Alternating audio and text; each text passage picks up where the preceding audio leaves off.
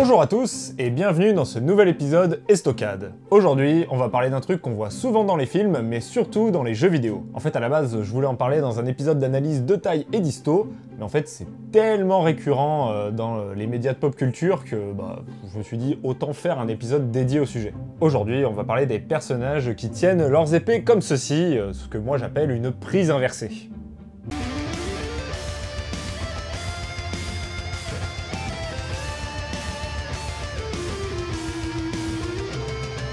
Bon déjà, on va définir ce que j'entends par prise inversée, histoire qu'on se mette d'accord. Du coup, ce que j'appelle une prise inversée, c'est qu'au lieu de tenir son épée, on va dire de manière classique comme ceci, eh bien, on la tient à l'envers. Comme ça. Je ne compte pas le nombre de fois où je l'ai vu, et surtout dans les jeux vidéo, comme je vous l'ai dit, d'ailleurs, c'en est même parfois une mécanique à part entière, genre une posture de personnage pour qu'il se batte d'une manière différente. Souvent, on fait adopter cette posture à un personnage pour montrer qu'il est trop fort et que c'est un maître dans l'art du combat. Sauf que non, du coup, ça montre juste qu'il n'a absolument rien compris. Mais bon, comme vous le savez, dans ce genre de médias, on nous montre souvent n'importe quoi. Le divertissement avant tout.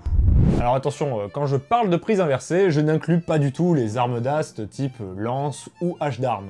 Où là, effectivement, on peut tenir son arme à l'envers et c'est totalement cohérent et utile martialement. C'est même très souvent mentionné dans les sources. Non, là, je parle vraiment que des armes de type épée ou sabre. Donc moi, ce que je dis souvent, des armes avec une lame, même si y a des armes d'ast qui ont des lames, mais là, c'est des armes constituées d'une poignée et d'une lame, tout simplement. Et la seule arme dans ce cas de figure qui fait exception à cette règle, c'est évidemment la dague. Où ici, la prise inversée est très récurrente et même très utile. Mais ça, c'est parce que c'est une arme tellement courte qu'on ne perd aucun avantage à la tenir dans un sens ou dans l'autre, et que justement, ça permet de s'adapter à de nombreuses situations. Mais bon, ça, on en parlera le jour où je ferai un épisode dédié, hein. Parce qu'il y a des choses à dire. Mais pour ce qui est des armes plus longues, là, c'est pas du tout la même limonade.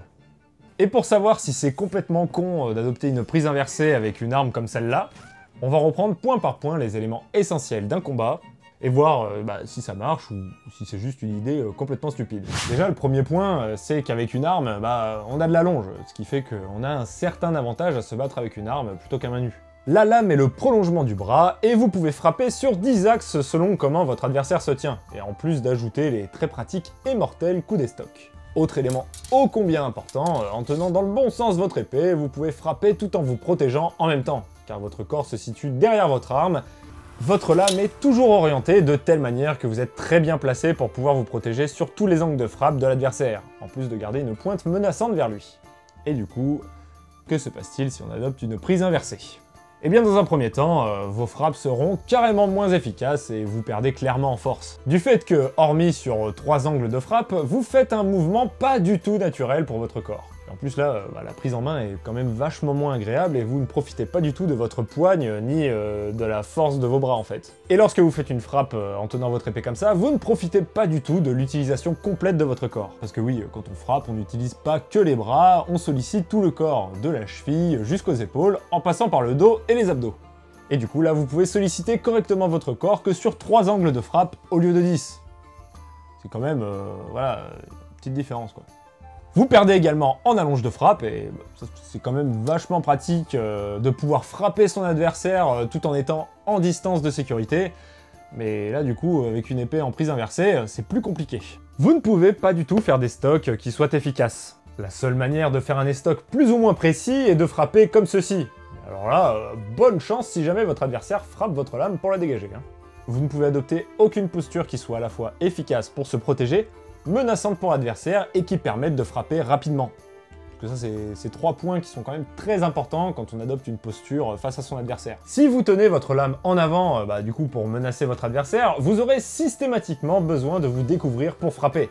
Ce qui d'une part offre une fenêtre de frappe conséquente pour votre adversaire, et en plus donne d'énormes indices sur la manière dont vous allez attaquer. En ce qui concerne les parades en elles-mêmes, comme je vous l'ai dit, vu qu'on a beaucoup moins de force en tenant son épée à l'envers, c'est compliqué. Vous n'aurez que très peu de parades efficaces, et en plus, vous n'aurez aussi que très peu d'occasions de pouvoir faire une riposte dans la foulée. Les seules parades qui peuvent marcher, c'est des parades où vous faites glisser la lame de votre adversaire. Mais sauf que, après, derrière, vous pouvez pas vraiment répliquer, donc du coup, ça sert à rien. Et un autre élément qui, quand même, me paraît assez important, c'est qu'une épée, elle est pensée et forgée pour être tenue dans le bon sens. Sinon ça n'aurait pas de sens, du coup. Ok. Le poids du pommeau, la taille de l'arme, l'orientation de sa garde, le point d'équilibre. Bref, ce n'est pas du tout conçu pour être tenu à l'envers, mais bien dans le bon sens. J'enlève évidemment de cette affirmation les prises en demi-épée, qui est la manière dont on prend l'épée quand on combat en armure. La prise est effectivement différente, mais l'épée reste dans le bon sens. Bref, vous commencez à comprendre qu'il n'y a rien qui va. Mais bon, blablate, et je me dis que le mieux quand même pour vérifier, c'est de faire un sparring pour s'en rendre compte. Et du coup, bah, c'est ce qu'on va faire. Voilà, c'est parti. À vous les studios. Ah, je pense que ça va pas très bien se passer pour moi.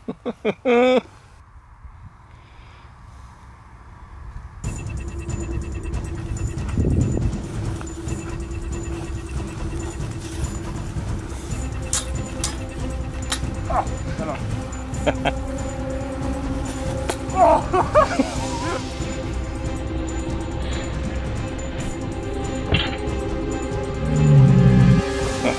Ah, je t'ai pas touché? Non. Bon, je pensais.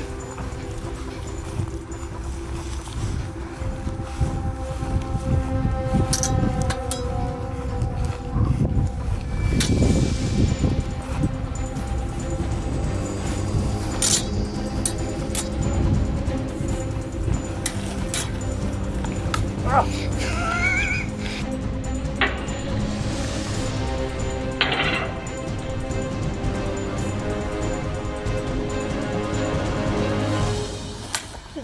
Oh, ouais, mon doigt il a pris. Ah merde. Ouais. T'as pas de garde? Ouais, bah oui. C'est ta main qui a pris, qui a protégé, alors que normalement c'est ta garde qui prend ça. C'est ça. Bon, les images parlent d'elles-mêmes, je vais pas répéter ce que j'ai dit juste avant, voilà, ça ne fait que confirmer ce que je pensais. Bon, il y a un autre truc que j'ai pas abordé, et certainement que vous m'auriez fait la remarque si j'en avais pas parlé. Et peut-être que vous vous dites, oui, ça peut avoir de l'intérêt si on a une épée dans chaque main. Je sais pas pourquoi je vous fais parler comme ça. C'est pas grave. Bon alors déjà, si les deux épées sont en prise inversée, c'est un truc ultra récurrent dans les jeux vidéo aussi, bah là, bonne chance pour vous battre, hein, parce que du coup, vous cumulez 2 fois les problèmes que j'ai cités juste avant. Donc, mais bon, admettons qu'à la limite, je tiens mon épée de ma main forte dans le bon sens, et l'épée secondaire, on va dire, dans le mauvais sens. Qu'est-ce que ça peut donner? Eh bien, on a déjà parlé du combat avec 2 épées sur cette chaîne, d'ailleurs si vous ne l'avez pas vu, je vous invite à aller la voir. Mais si vous prenez une des 2 épées à l'envers, et ben vous perdez tous les avantages qu'offre cette combinaison d'armes, qui, je vous le rappelle, est très efficace et même plébiscitée par certains maîtres d'armes. Parce qu'en dehors du fait que oui, vous pouvez vous protéger avec votre épée secondaire, du coup, vous pourrez pas vraiment l'utiliser pour attaquer pour les raisons que j'ai évoquées juste avant. Et bah, vous pouvez tout aussi bien vous protéger en tenant votre épée secondaire dans le bon sens. Même si vous attaquez pas forcément avec, c'est même plus efficace de se protéger en la tenant dans le bon sens. En fait, quitte à tenir sa deuxième épée à l'envers, autant prendre un bouclier. Ça marche beaucoup mieux, et vous pourrez même peut-être plus facilement donner des coups avec votre bouclier. C'est quand même con. Bon, même si c'est ultra stylé de voir des personnages tenir leurs épées en prise inversée, en mode gros badass, on a tous kiffé ça à un moment donné, hein, on est d'accord. Et sauf que concrètement, dans la pratique, ça ne marche pas du tout. Et d'ailleurs, je pense que si ça fonctionnait, il y aurait forcément un maître d'armes qui en aurait parlé. Et en revanche, comme je vous l'ai dit, en dehors de la dague, mais la dague c'est un cas un peu particulier, bah, personne n'en parle. Ou alors, je veux bien les voir. Une épée ou un sabre n'est pas du tout conçu pour être utilisé de cette manière. Et bah, si vous voulez vous faire une idée, vous prenez un marteau et vous essayez de planter un coup en le tenant à l'envers. Ça n'a aucun sens. Mais bah, pour les armes, c'est pareil. J'espère en tout cas que cette vidéo vous aura plu, voilà, c'était un petit sujet que j'avais envie d'aborder parce que ça fait partie un peu des clichés de la pop culture qu'il est bon des fois de remettre un petit peu à sa place.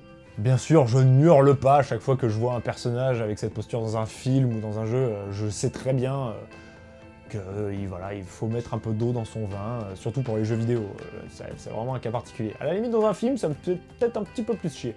N'hésitez pas à activer la cloche pour avoir les notifications quand je sors des vidéos, parce que bah, là, c'est reparti pour en avoir quand même assez régulièrement.